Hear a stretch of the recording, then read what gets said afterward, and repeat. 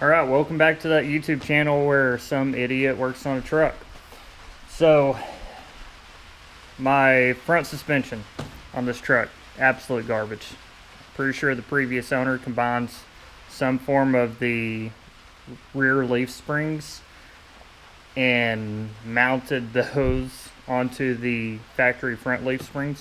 So this thing rides like an absolute dump truck. Kind of been battling this since I bought the truck. Definitely my fault.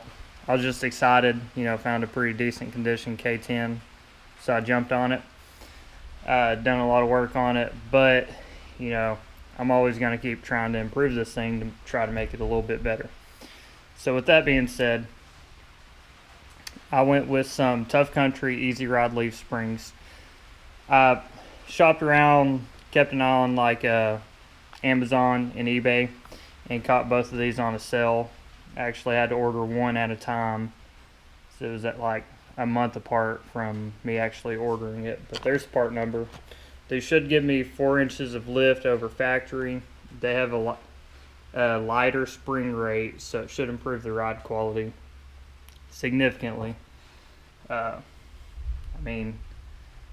rode in some trucks with rough country front leaf springs, and they're just kind of stiff. I think they're around 600 inch-pounds or something like that. I don't know a lot about these springs, let's be honest. But either way, they should ride a whole lot better. Now, with that being said, I went with some rough country N3 shocks because they were cheap. So, that's really the only reason. The sway bar bushings, they're from the factory, most likely. So, they're blown out. So, hopefully my sway bar isn't worn out. So, it's not too clearance in between the bushing and the sway bar itself. So, hopefully I can kind of fix that rattle. Went ahead and bought some new U-bolts because I have trust issues with this truck in the previous work done to it, so might as well get some new ones. And I also ordered a drop bracket for my sway bar. So we're not actually comparing the change in lift or the total amount of lift from these springs, but just for kind of my own personal knowledge, I want to know if I'm going to gain or lose some height with this swap. But looks like we're going to start with 42.5. The tire, we're going to have about 9 3/4, 9.5. So for the sake of tracking the progress from the changes we made, I'm going to lift up on the front axle on this driver's side. I'm going to see what my up travel is.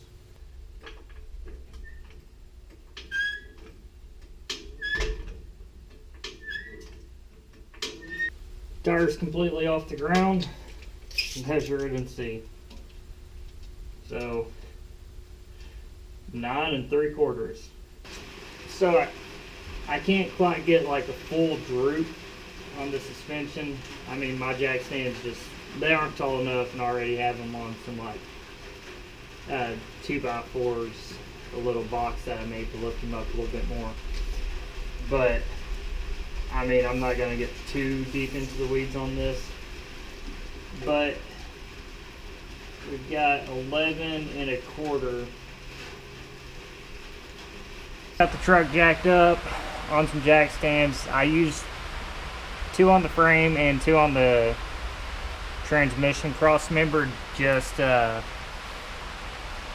the peace of mind. I've got to work Wednesday, and I just can't afford to die right now. So here's a better view of the leaf springs. Now you can notice the bottom 1, 2, 3. I think that's what actually came off the back end of some leaf springs. So it goes all the way out, just about past the eyelet on both ends. So I don't know what the fellow was thinking, but he lifted it up. Just sacrificed a lot of ride quality.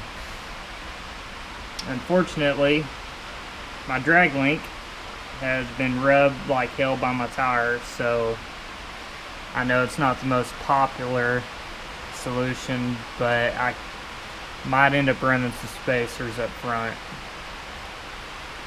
Don't know if I can get any hub-centric ones or not, but I mean, people do it, and I guess they survive, so oh well. So anyways, I guess we'll start digging into this. I just realized that I have not ordered extended brake lines, and those are probably the factory ones, and it's not gonna work out. Yeah, I guess we'll just dive on in, and whatever happens, happens. We'll kick things off by taking this front drive shaft out.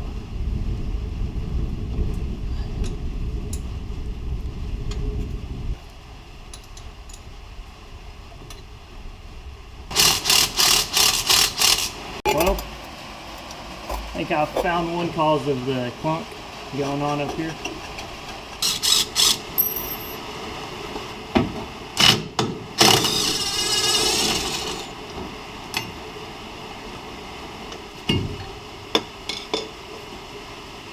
So I haven't been filming much because, well, it's raining hard and I can barely hear anything in the shop, so I'm assuming the audio is just absolute garbage. Now, the sway bar has a big bolt that goes into the top plate of the U-bolts. However, I've been unable to break it loose. Honestly, I don't even think I have a socket that really fits it well. I threw a metric on it.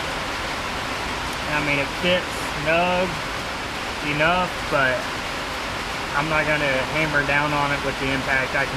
Alright, so I've got the sway bar hanging. You can see that those bushings are absolutely gone. The other side wore all the way through, and that's completely in half. Now, I went ahead and drained my brake reservoir up top, popped off my brake lines. I've got them dripping down into a cup and bucket on each side.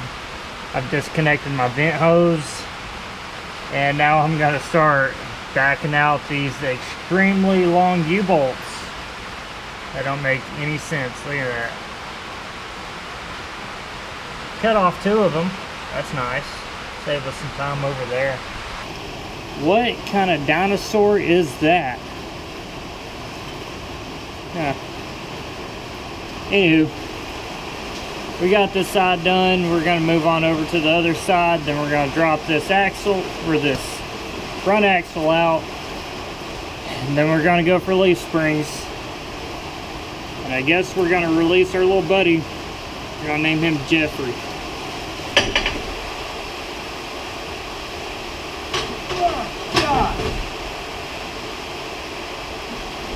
Why are you so heavy?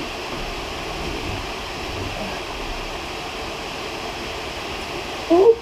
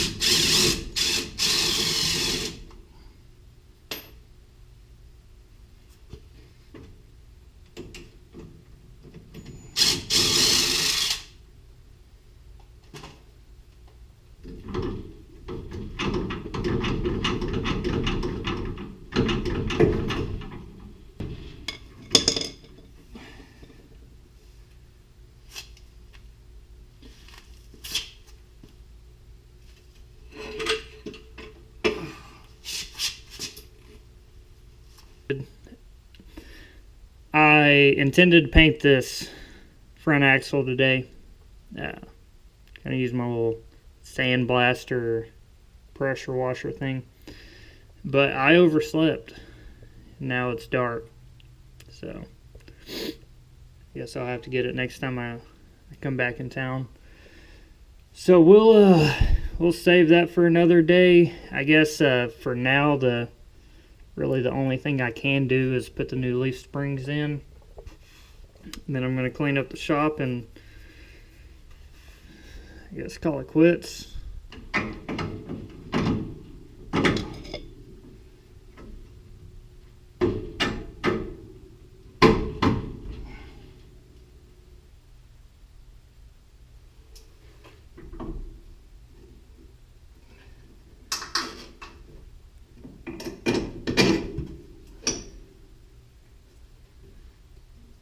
Take number 324.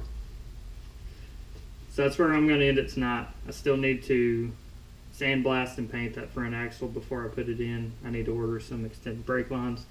And I also need to consider front wheel spacers. I'm not quite sure if I'm going to do that or not. But I'll have to replace that drag link since the tires are rubbing on it. So it'll probably be about a week before I actually put it on and test drive it. And then we'll kind of do a comparison as far as like how bad it did bounce versus how it rides now. I've got some old footage from whenever I did the rear suspension and did that shackle flip kit. I'll kind of compare the videos so that you can kind of get an idea of the ride quality. Now,